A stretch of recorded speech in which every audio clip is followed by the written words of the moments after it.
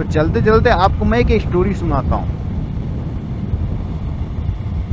Story ये है कि बोइंग कंपनी का नाम आपने सुना होगा। Boeing commercial plane, fighter jets, और अभी तो स्पेस में भी है, स्पेस टेक्नोलॉजी में भी है। वो रॉकेट वगैरह बनाना का काम भी है उनका। नासा के साथ उनका कॉन्ट्रैक्ट भी था बहुत पहले से, अभी भी चल रहा है। तो इस स्टोरी से आप बहुत कुछ सीखने समझने को मिलेगा, बोइंग की जो स्टोरी है। तो बोइंग जो है वो बहुत अच्छे फाइटर जेट्स बनाती थी, बहुत ही अच्छे। लाइक उनके फाइटर जेट्स ऐसे होते थे, अब वॉर में भेज दो, वो वॉर में गए, तबाही मचा दिए, डिस्ट्रक्शन ला दिए, और 2-4 गोलियां लग भी गई उनको तो वापस आके लैंड कर जाते थे जहां से गए थे। Means they can return back safe. भले से उनको थोड़ा सा ना बहुत सारा हार्म हो रखा है, इतनी मजबूत होती थी, इतनी रिलायबल होती थी उनके jets. So second world war में बोइंग ने अपना लोहा मनवाया पूरी दुनिया को। सेकेंड वर्ल्ड वॉर जो था एक ऐसा स्टेज था जहां दुनिया एक्सपोनेंशियली ग्रोथ की।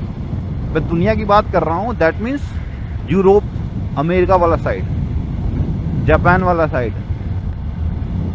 जापान वाले साइड में आप कहेंगे वहां तो एटम बम गिरा, तो वहां क्या डेवलपमेंट हुई वो अभी हम बताएंगे।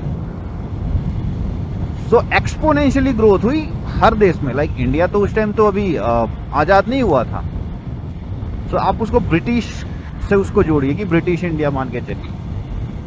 सो एक्सपोनेंशियली ग्रोथ कैसे हुआ? वॉर जो होता है वो एक पागलपन ला देता है ना, कि कहीं पैसा नहीं लगाना होता है, हर जगह से पैसा काट के वॉर में झोंको, सब कुछ ठप कर दिया जाता है।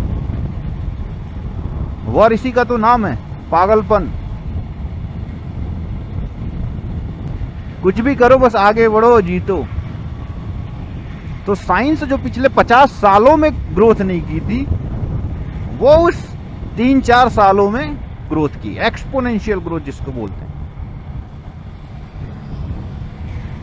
बोइंग उस टाइम क्या किया, बोइंग के इतना शानदार जेट्स बना रहा था कि लोग उस पे जो है एक स्लोगन बना दिए, if it's Boeing I am going.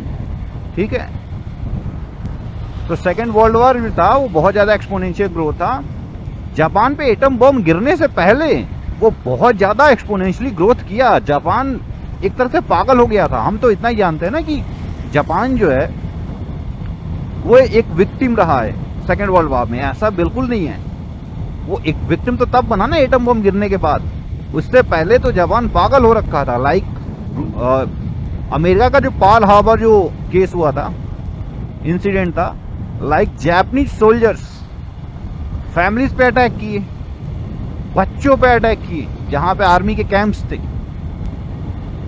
है ना। तो वो जापान निकला था कि हम पूरी दुनिया जीत के रहेंगे। वो पागलपन छा गया था उनको अंदर, और काफी ज्यादा, वो बहुत ज्यादा एडवांस थे भी। वो तो बस एक वो हुआ कि एटम बम रेडी हो गया, फिर सारे लोग न्यूट्रलाइज हो गए कि अब बस खत्म। तो ये थी कि वॉर जो है हर देश को बहुत ज्यादा एक्सपोनेंशियली ग्रोथ दिया टेक्नोलॉजी के मामले में। पता चल रहा है कोई ये प्लेन बना रहा है, कोई वो कर रहा है, कोई ये रिसर्च चल रहा है। उस टाइम साइंटिस्ट के पास पैसे की कमी नहीं थी भाई, कितना पैसा चाहिए ये पकड़ो और चीज बनाओ। उसके बाद भी जो एटम बम पे जो सब देशों ने अपना हाथ साफ किया और सक्सेसफुली बनाए, उसके पीछे रीजन वही था कि जो वर्ल्ड वॉर सेकेंड था उसमें अंधाधुंध पैसा फेंका गया था साइंटिस्ट को कि आप करो, बनाओ। उस टाइम कोई जल्दी बनाया, कोई बाद में बनाया, बट वो बेनिफिट किया लॉन्ग टर्म में। सो बोइंग उस टाइम अपना लोहा मनवा दिया। उसके बाद बोइंग पीक पे चला गया। तो कई बार क्या होता है कि इस दुनिया में इनफाइनाइट ग्रोथ नहीं है, इनफाइनाइट ग्रोथ हो ही नहीं सकता, क्योंकि दुनिया ही इनफाइनाइट नहीं है। लोग के जो नंबर्स हैं, लाइक पॉपुलेशन है, वो भी तो इनफाइनाइट नहीं है ना। एक लिमिटेड नंबर ऑफ पीपल ही हैं, पब्लिक है। तो जब एक सैचुरेशन आया बोइंग में, तो बोइंग थोड़ा सा परेशान हो गया कि भाई अगर सैचुरेशन क्यों आ रहा है, हम लगातार वैसे एक्सपोनेंशियल ग्रोथ क्यों नहीं कर रहे हैं। सपोज कि आप इसको एग्जांपल से समझिए कि सपोज एक कोई सिटी है, उसमें 1 लाख लोग हैं। कोई एक कंपनी आती है पिज़्ज़ा की, अपना शॉप खोलती है। अब पिज़्ज़ा की जब शॉप खोलती है तो उस 1 करोड़ पॉपुलेशन में से सपोज 10 लाख लोग पिज़्ज़ा के कस्टमर हैं। वो शुरू में उसने 10 कस्टमर एक्वायर किए, फिर 50 किए, फिर 100 किए, सडनली 1000 हुआ, फिर 10,000 हुआ। तो अगर उस सिटी में 10 लाख ही कस्टमर थे पिज़्ज़ा को खाने वाले, तो मैक्सिमम ग्रोथ तो 10 लाख ही कर सकता है ना। 10 लाख तक ही पब्लिक एक्वायर कर सकता है, उसके बाद उसका सैचुरेशन आना ही आना है। फिर वही 10 लाख लोग खाएंगे हर साल, थोड़ा बहुत ऊपर नीचे होता रहेगा, तो उसी को बोलते हैं सैचुरेशन आ जाना। तो बोइंग के साथ भी ऐसा हुआ था। जब बोइंग ऐसा हुआ उसके बाद बोइंग परेशान, और फिर मार्केट में नए नए प्लेयर्स आने लगे। मार्केट में नए नए प्लेयर्स आने लगे। सो बोइंग क्या करने लगा कि कहा यार जब नए नए मार्केट में प्लेयर आएंगे फिर तो हमारा काम खराब होगा। सो बोइंग सपोज अपना प्रॉफिट परसेंटेज रख रहा है 30%। तो जब कोई नया प्लेयर आया तो उसने कहा कि चलो हम भाई 20% रखते हैं, हम नए नए हैं, हम भी थोड़ा सर्विसेज देते हैं, चीज़ अच्छी ही बनाते हैं, बट अपना प्रॉफिट कट करके रखते हैं। बोइंग को ये चीज़ दिखी, यार हमारे कस्टमर तो अब एक्वायर हो रहे हैं किसी और के जरिए, प्लेयर्स नए नए आने लगे। सो बोइंग क्या किया कि और लॉस करने लगा, खुद के ही कंपनी में लॉस क्रिएट करने लगा। वो अपने जेट्स को और सस्ता देने लगा, कॉमर्शियल प्लेन्स भी बनाने लगा ना फिर बाद में वो, तो अपने वो प्लेन्स जो है और सस्ता बेचने लगा। वो आ गया 10% पे या 5% पे, एग्जैक्टली फिगर्स किसी को मालूम नहीं, लेकिन एक प्रोसेस बता रहे हैं कि वो बहुत ज़्यादा कम कर दिया। इतना कम कर दिया कि उससे नीचे जो नए प्लेयर्स आ रहे थे वो कर ही नहीं सकते थे। तो बड़े बड़े जो शार्क होते हैं वो ऐसा कर सकते हैं because they have the force of money. उनके पास बैंक में इतना पैसा है कि वो साल भर अपनी कंपनी को घाटे में चला सकते हैं, ताकि सामने कोई कॉम्पिटिटर पैदा ना हो, अगर हो भी तो वो खत्म हो जाए। तो इस तरह से वो मार्केट में रूल करने लगा। एक तरह से बोलते हैं इसको कारपोरेट डिक्टेटरशिप। एक टर्म होता है कारपोरेट डिक्टेटरशिप या इविल कारपोरेशन। ये सारे टर्म्स जो हैं इन्हीं सब चीज़ों को बयां करते हैं कि किस तरह से चीज़ें चलती हैं, इस तरह की चीज़ें। तो सपोज वो बोइंग जैसी कंपनी कोई बहुत बड़ी कंपनी है, वो 2 साल घाटे में बर्दाश्त कर लेगी खुद को। कोई नया बंदा आ रहा है, कोई नई कंपनी आ रही है, they can not afford that, तो वो कंपनी बंद हो गई। अब ये फिर मार्केट में रूलर वैसे का वैसा आ गया, फिर ये अपना प्रॉफिट परसेंटेज बढ़ा लेगा, और जो लॉस किया था वो भी धीरे धीरे रिकवर कर लेगा। ठीक है। सो अमेरिका में, अब इस स्टोरी को यह नहीं देते हैं, अमेरिका में एक विभाग है department of justice. Department of justice ये क्या है? डिपार्टमेंट ऑफ जस्टिस को इसलिए बनाया गया था कि हमारे देश में एस्पिरेशन ना मरे, एस्पिरेशन ना मरे, मरे मरे मरे होता है, सॉरी। तो डिपार्टमेंट ऑफ जस्टिस को इसलिए बनाया गया था कि हमारे देश में एस्पिरेशन ना मरे। अब एस्पिरेशन ना मरने का क्या मतलब है कि सपोज कि कोई कंपनी, एक बहुत बड़ी कंपनी है, वो डिक्टेट कर रही है पूरे मार्केट को,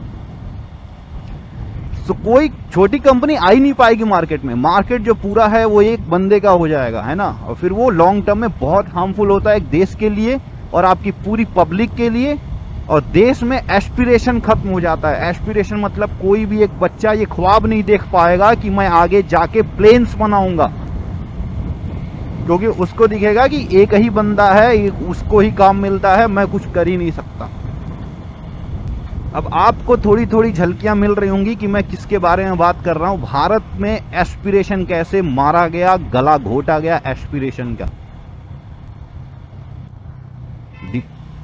सो जब ये अमेरिका में बोइंग कर रहा था तो अमेरिका ने तो बनाया डिपार्टमेंट ऑफ जस्टिस, और उनका डिपार्टमेंट ऑफ जस्टिस काम भी कर रहा है और काम भी किया।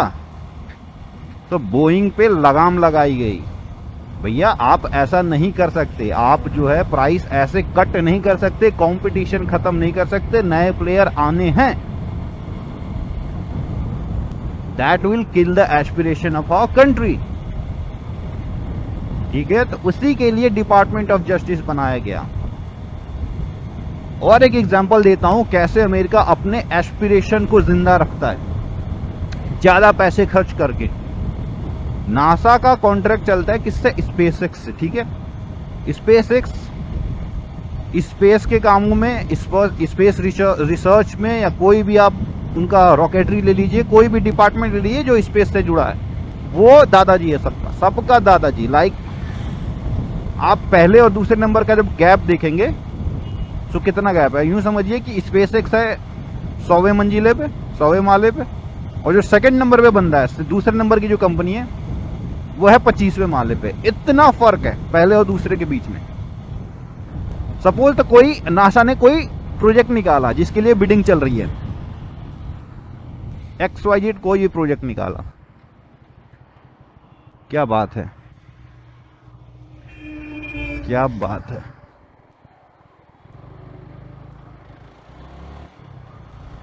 तो नासा ने कोई प्रोजेक्ट निकाला जिसके लिए बिडिंग चल रही है। सो सपोज कोई दूसरे नंबर की कंपनी है, आप ब्लू ओरिजिन की ले लीजिए, दूसरे नंबर पे है ना, स्पेस एक्स के बाद उनका ही नाम आ रहा है, नाम है। सो सपोज ब्लू ओरिजिन कहती है कि मैं इसको 100 करोड़ में करूंगी, हम इसे 100 करोड़ में करेंगे। स्पेस एक्स कहेगा हम 50 करोड़ में कर देंगे, आप हमें लाओ। आप किसे दोगे? सपोज आप नासा हो, आप किसको दोगे काम? ठीक है, बहुत सिंपल सा लॉजिक है भाई। 50 करोड़ रुपए बच रहे हैं, आधा पैसा बच रहा है, स्पेस एक्स को दो। लेकिन नासा कभी नहीं करेगा, नासा ब्लू ओरिजिन को देगा, और दिया भी है। होता क्या है कि कभी भी मार्केट में आप एक हाथ नहीं रख सकते, आपको 2 हाथ लेके चलना पड़ेगा, वरना आगे जाके आप कहीं बीच मझधार में फंस जाएंगे। इसीलिए नासा के बहुत सारे प्रोजेक्ट्स आप देखेंगे तो एक प्रोजेक्ट उसने दिया स्पेसएक्स को और दूसरा प्रोजेक्ट दिया है ब्लू ओरिजिन को, ताकि एस्पिरेशन ना मरे। अब ब्लू ओरिजिन ज्यादा पैसा ले रहा है, आप यूं मत समझिए कि वो ज्यादा प्रॉफिट बना रहा है, नहीं, वो कंपनी नहीं है तो उसके खर्चे ज्यादा है, उसने अभी अपना बैंक बैलेंस नहीं बनाया है, तो उसको बहुत सारा काम है, उसको बहुत सारा इंफ्रास्ट्रक्चर बिल्ड करना है, और स्पेसएक्स के पास पहले से बना हुआ है, तो बहुत सारा प्रॉफिट ऑलरेडी कर चुके हैं। तो नासा को पता है कि ये प्रॉफिट उतना ही रख रहा है जितना कि स्पेसएक्स रखेगा, लेकिन इसके खर्चे ज्यादा हैं, तो they are kind of supporting दूसरी कंपनी को या तीसरी कंपनी को। ऐसे बहुत सारे कंपनीज हैं जो नासा जिनको काम देता है। एक रॉकेट लैब है, एस्ट्रा करके कंपनी है, फायरफ्लाई, बहुत सारे प्राइवेट प्लेयर हैं वहां स्पेस के कामों में, और नासा सबको देखभाल करता है। लाइक अब 15 प्लेयर है तो नासा 5 को 6 को काम दे के चलता है। बोइंग को भी काम मिला हुआ है, क्यों? ताकि एस्पिरेशन ना मरे। सपोज कि एक ही बंदे को आप सारा काम देते गए स्पेसएक्स को, वो बूम बाम ब्रीम हो गया, मतलब कुछ भी XYZ हो गया, तो आप बीच मझधार में फंस जाएंगे। और दूसरा कि आपके देश से एस्पिरेशन मर गया, स्पेसएक्स सपोज 20 साल पहले से है और अभी भी स्पेसएक्स को सारा काम मिल रहा है, किसी को आप दे ही नहीं रहा है, जस्ट बिकॉज कि आपका काम सस्ते में हो रहा है। ठीक है, तो आप सारा प्रोजेक्ट उसको उठा के दे दिए, तो कोई बच्चा सोच नहीं सकता कि मैं बड़ा होके चलो मैं एक फायरफ्लाई जैसी कंपनी खोलता हूं। फायरफ्लाई या थी या रॉकेट लैब था उनका, 4 साल में वो इतना उस हद तक पहुंच गए हैं, इसरो से आ गए हैं, मतलब 4-5 साल में। सोचिए 4-5 100 करोड़ के आसपास से उन्होंने काम शुरू किया था, 100 करोड़ 200 करोड़ इतने में। सो प्रॉपर वो फ्यूल इंजन बना रहे हैं रॉकेट में, है ना, बना लिए। उनका पहला टेस्टिंग सक्सेसफुल हो गया, पहले अटेम्प्ट में वो सक्सेसफुल थे। फायरफ्लाई थी या रॉकेट लैब था, मेरे को इसमें कंफ्यूजन, लेकिन एक कंपनी थी वो जो 5 साल पहले खुली और इसरो से आ गए, इसरो से कई गुना आगे जा चुकी है।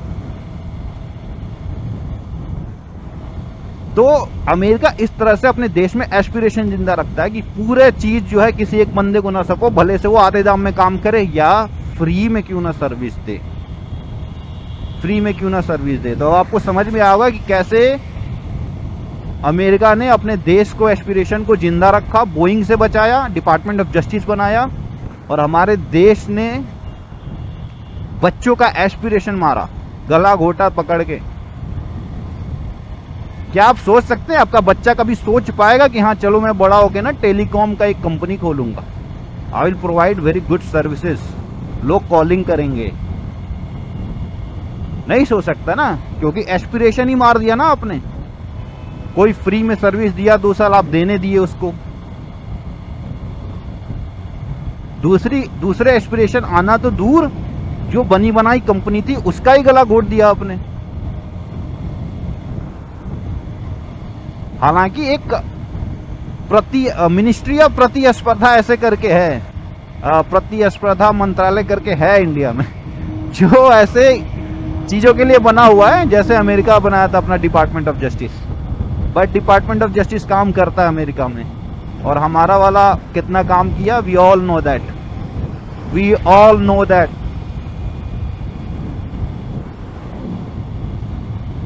आप सोच रहे होंगे एस्पिरेशन कितना बड़ा शब्द है या कितना छोटा शब्द है, ये क्या होता है, ये क्या हो गया, कितना बड़ा शब्द हो जाएगा एस्पिरेशन? कुछ नहीं होता। एस्पिरेशन ये बस एक शब्द नहीं है, मेरे रोंगटे खड़े होना है। एस्पिरेशन का जो आउटपुट होता है 1950 के आसपास जॉन एफ कैनेडी जो है प्रेसिडेंट थे अमेरिका के, ठीक है, जॉन एफ कैनेडी। नासा तब बना भी नहीं था, और एस्पिरेशन क्या देना था उनको, पूरे देश को, और उन्होंने दिया। और क्या एस्पिरेशन पैदा किया, मतलब अगर अमेरिका जो वर्ल्ड वार और उसके बाद जो ग्रोथ किया ना, वो सिर्फ एक, मैं कहूंगा एक जो स्पीच था जॉन एफ कैनेडी का, उसने पूरा काया पलट कर दिया। 1950 में, 50 के आसपास, 52, 51, जो रशिया थी, सोवियत यूनियन सॉरी, वो अमेरिका से आगे थे। लाइक पहला इंसान जो स्पेस में गया कौन, यूरी गैगरिन, क्लास सेकेंड का जीके, वो काफी अच्छा आगे थे। कोल्ड वार चल रहा था जो अमेरिका और रशिया के बीच, तब शायद नासा बना भी नहीं था। लाइक बना था तो शायद बहुत बहुत निचले स्तर पे था। जॉन एफ कैनेडी ने अपने स्पीच में बोला, I don't know how to do it, ये मुश्किल होगा आसान होगा हमें नहीं पता, बट अगले 10 सालों में हम चांद पे जाके दिखाएंगे। वो पूरा स्पीच जब आप सुनेंगे तो आपके होश उड़ जाएंगे कि इस इंसान के पास अभी कोई कुछ भी इंफ्रास्ट्रक्चर नहीं है, और ये देश को बोल रहा है कि अगले 10 सालों में हम चांद पे जाएंगे। वी डोंट नो कैसे, लेकिन हम जाएंगे, मुश्किल हो आसान हो, वी डोंट केयर। मतलब मैं सारांश बता रहा हूं उनके बोलने का, मतलब एग्जैक्टली वर्ड्स तो मेरे को याद नहीं ना। अगले 10 सालों में देश के अंदर एस्पिरेशन ऐसा आया उस स्पीच के बाद कि लोग पागल हो गए। पैसा अंधाधुंध पानी की तरह बहाया गया, लोग शहीद हो रहे थे। लाइक टेस्टिंग हुई जब उसकी, बार बार टेस्टिंग हो रही थी, फेल हुए, बहुत बार फेल हुए। लेकिन जब प्रेसिडेंट ही सामने से बोल गया है कि मुश्किल हो फर्क नहीं पड़ता, करो, हर कीमत पे करो। और सोवियत यूनियन काफी आगे चल गया था अमेरिका से, काफी आगे। अमेरिका पागल हो के काम किया, और आपको पता है कि बाद में फिर हुआ क्या, अमेरिका चांद पे पहुंच गया। और चांद के पास पहुंच, देखिए कैसे वो चीज हुई। सबसे पहले एटम बॉम्ब बनाया तो दुनिया को पता चला कि हम एटम बॉम्ब बना सकते हैं, we can achieve the impossible. कोई भी चीज जो ऑलमोस्ट इम्पॉसिबल जैसा है वी कैन अचीव दैट। उसके बाद वो चांद पे गए, प्रेसिडेंट का वो स्पीच, और जब वो चांद पे गए तो फिर पूरे देश में एस्पिरेशन आया। और चांद पे जब वो गए तो उनका पूरा जो मिशन था उसका एक एक डिटेल पब्लिक किया गया कि हमने ये ऐसे बनाया, ये फलाने से किया, ऐसे चिल्लाने से किया, ये तरीके अपना, ये किया, वो किया, सारा चीज पब्लिकली अवेलेबल कराया गया। अब जो वहां के स्टूडेंट्स हैं वो तो पागल हो गए, we can achieve the impossible, like हम चांद पे जा सकते हैं। उसके बाद जो टेक्नोलॉजी का जो डेवलपमेंट हुआ अमेरिका में, वो तो लाइक इस टाइम पूरी दुनिया गुलाम है। किसकी? अमेरिका की। आपके पूरे बैंक, पूरे आपके देश का बैंक, एवरी सारे सर्वर, सब कुछ अमेरिका का भाई। 1 मिनट में वो दुनिया को शट डाउन कर सकता है। एक बटन ऐसे दबाया, दुनिया बंद। उसको एटम बॉम्ब यूज करने की भी जरूरत नहीं है, उसको बस एक बटन दबाना है, बस बंद करो, दुनिया ठप हो जाएगी। तो वो होता है एस्पिरेशन। एस्पिरेशन कितना बड़ा आउटपुट ला देगा।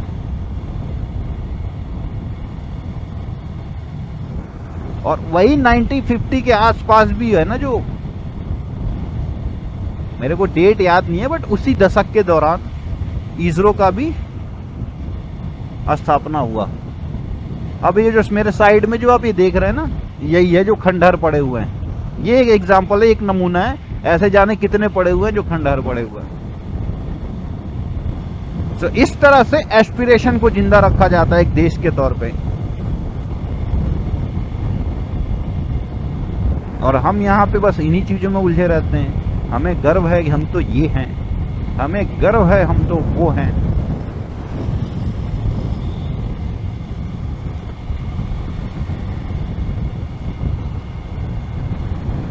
इतना दूर का सोचता कौन है।